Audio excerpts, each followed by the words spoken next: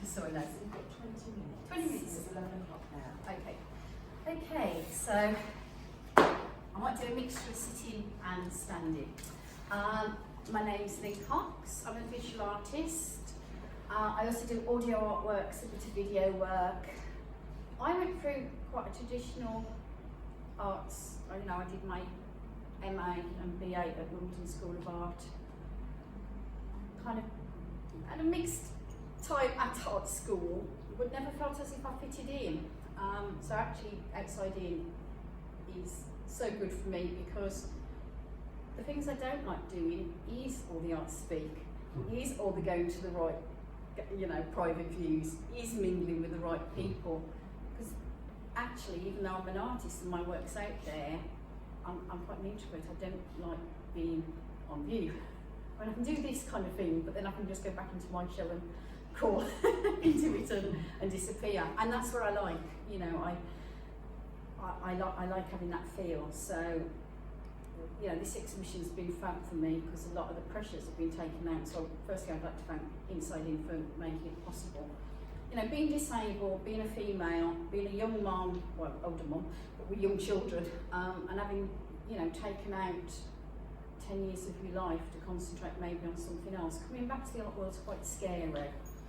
I'd like to show you one of my videos that's actually within the exhibition. It gives the whole span of what I've done as an artist. And then I'd like to show it again, and then the second time if we could pause it and I can explain things. Okay, would that be okay? Yeah. So if we just watch it first, and it'll give you some idea. Okay, in the meantime, I might show you some of what I do.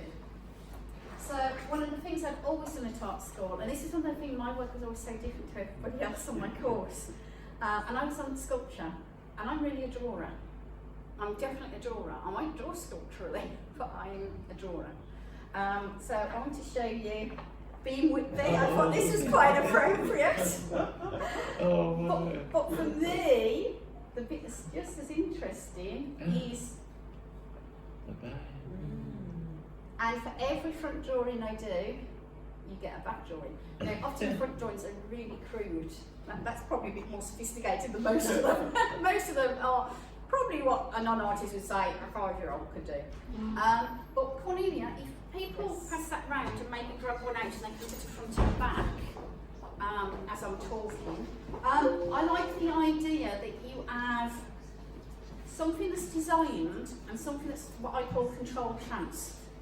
So it's produced, but it's produced not completely randomly, but you're definitely after another effect.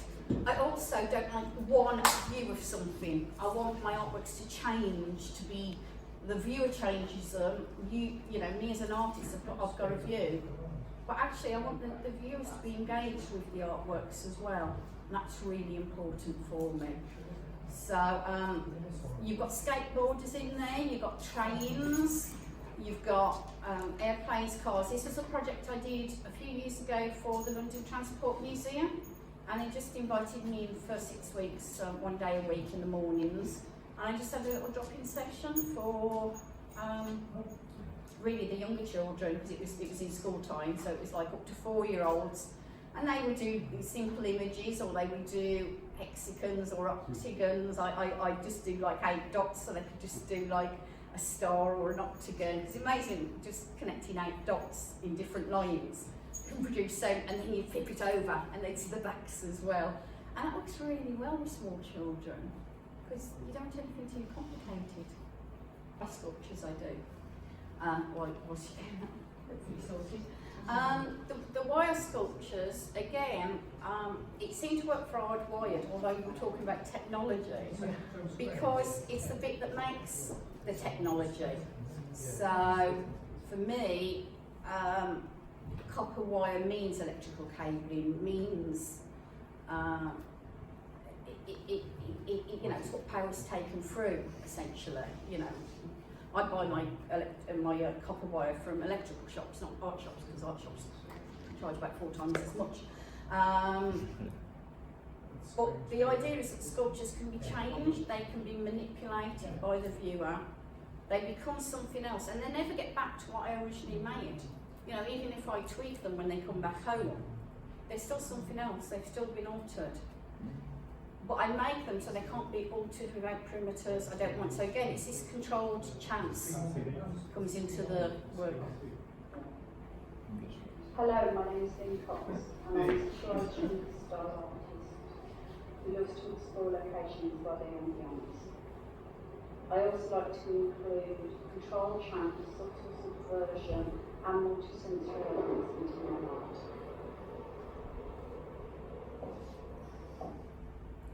So this artwork's Cubic Jeans, that's one of my old degree pieces.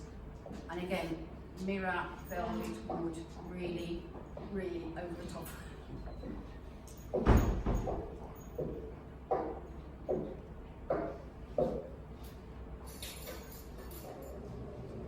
Next comes my magical journey, a surreal stroll through buildings, over cars and boats, on trains.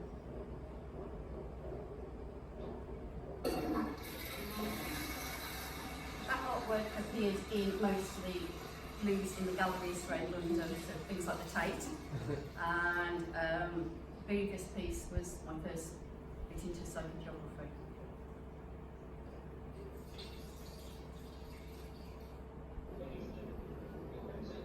That's Pat, who is a figure that lasted 4 years, homeless person, Pat, homeless people on the head, male or female. And again, I'm not saying to travelling around London, it's a position.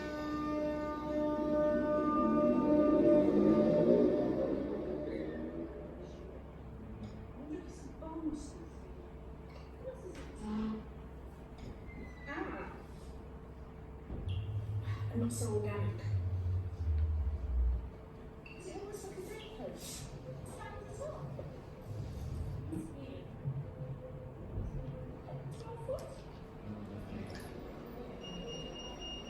Okay, the last piece was all done on London, the Isle of London.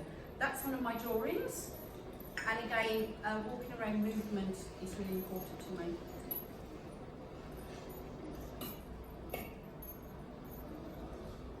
Ventilation. Saffron. 10. Golden. Speech synthesizers are important, and the reverse of right away. Gold. Fine. Arctic on. Heavy.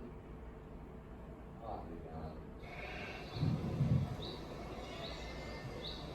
Sounds much Wenlock, and that's me feeling a sculpture called Champs Like Us, which is a horse on one side, one of my drawings on the other, and on the next one in particular, you can see all the way through the image, so visually you get both. In the beginning was the Word, and the Word was with God, and the Word was God. But it's unconscious.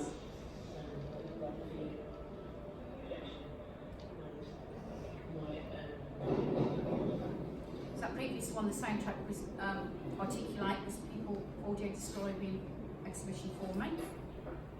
The image is these animals, which I really like, it's one of my favourites. And again, it's travelling, and different forms of travel, the sound is really important. The tour, really into sport. Don't do much myself apart from really a bit cycling, but love sport.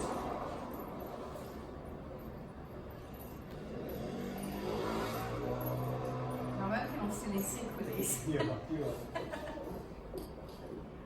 Next one is Waiting Game, which I think is my ultimate favourite artwork because I love the use of mirrors and how you can transform the photography. But I love that thing that we see different things.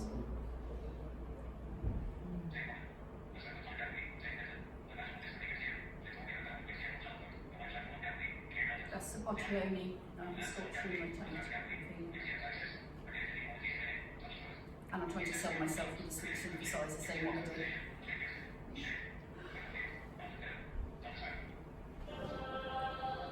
The image is please touch, and most people don't touch it. Like they don't most of my work. Back No, you now can't. we have come to the remaining fragments of the church. Above the tiny section of cloister wall is a private chapel.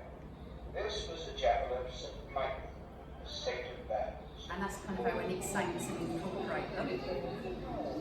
The piece is called Play Day, it's a little bit of Play Day. And we got the playground noises when I used to put my children. So incorporated into an artwork.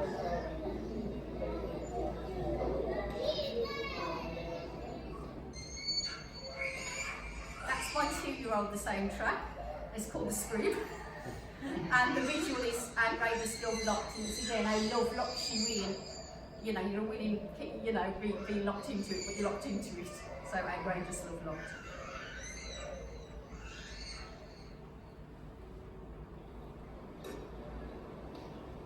This one I'm walking, I've got the right one, I'm walking in the rain with a cane.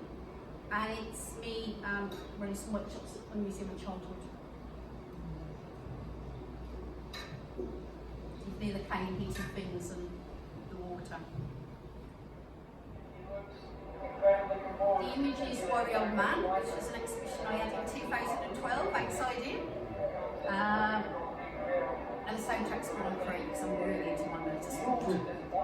So I've done a few pieces about sport. My name is Lynn Cox. I hope you've enjoyed watching and listening to my artwork. If you want to see more or fuller versions, please go to YouTube or iTunes. Also, if you'd like a chat, my telephone number is 07818 437 651. And again, I was walking in the background with the dog. Do an awful lot of walking. That was a piece I originally did. We were looking at petticutures and how inaccessible they are for disabled people.